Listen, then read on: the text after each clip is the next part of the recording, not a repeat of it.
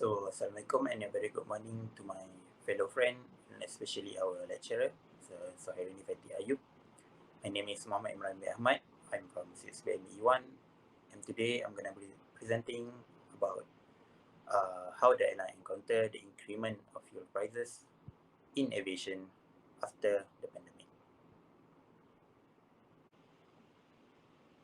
So to start on, we need to know at first, why does the fuel prices increase? The price of the fuel this year started to increase after the Russians started to invade the Ukraine. But why does this related to a fuel price increment? So as we all know that Russia is the largest natural gas supplier and exporter. But then as Joe Biden, which is the United States of America's president, banning the import from Russia, therefore the scarcity principle theory can be applied here as the high increase in fuel prices and the banning of the import from the Russia will cause to a high demand of the natural gas such as crude oil, petroleum, etc., but low in supply.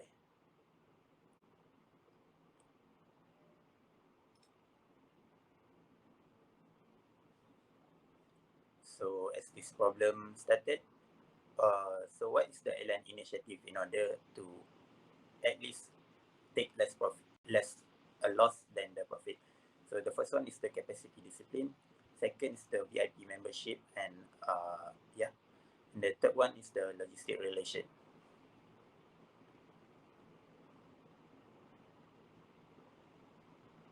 So the first one is the capacity discipline.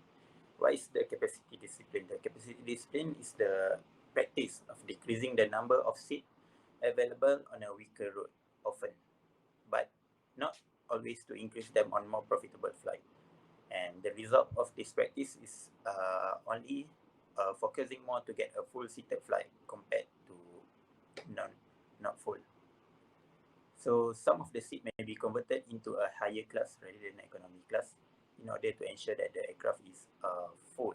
For example, when converting economy seat to first class, around 3 economy seat can be converted into 1 first class seat, and at the end, the flight will be more occupied and maximized.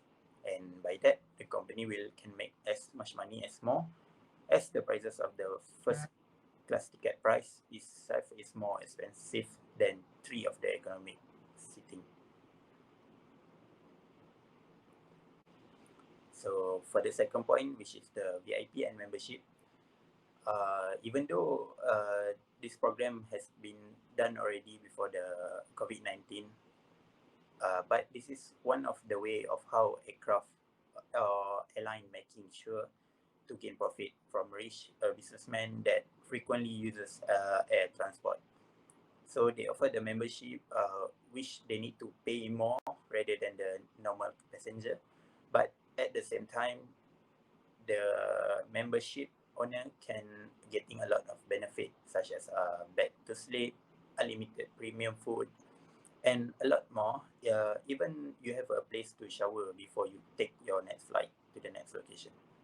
And for frequent flyer, which someone who can get a special benefit for flying frequently on a particular company's airline. So for example, I take AirAsia. AirAsia already introduced us to AirAsia point, which can be collected by the amount spent, not by the distance travel like offered by other company, but the Asia point can be used, for example, when you go on a vacation and you want to stay at a hotel, going on travel such as activities, you can use the Asia point to get a discount on the total price of the vacation.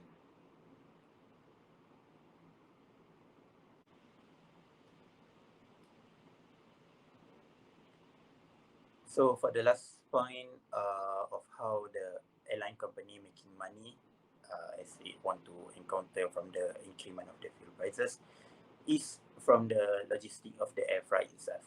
The logistic didn't affect in a bad way, such as the COVID does to the commercial aircraft, where passenger cannot go travel because due to COVID-19 situation.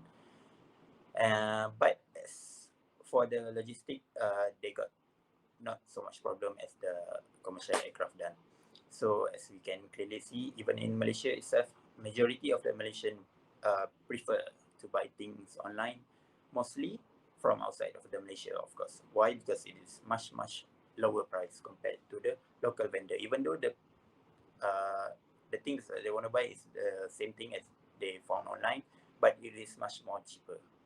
So here's how the airline could make such more money, as the item will be delivered from the China, for example, and coming to Malaysia by using the air transport. And the graph there showing also the increase of online shopper.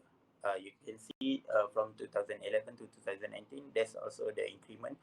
But then the spike began around in years 2020, where the COVID-19 locks down at our home for our safety measurement taken by each country.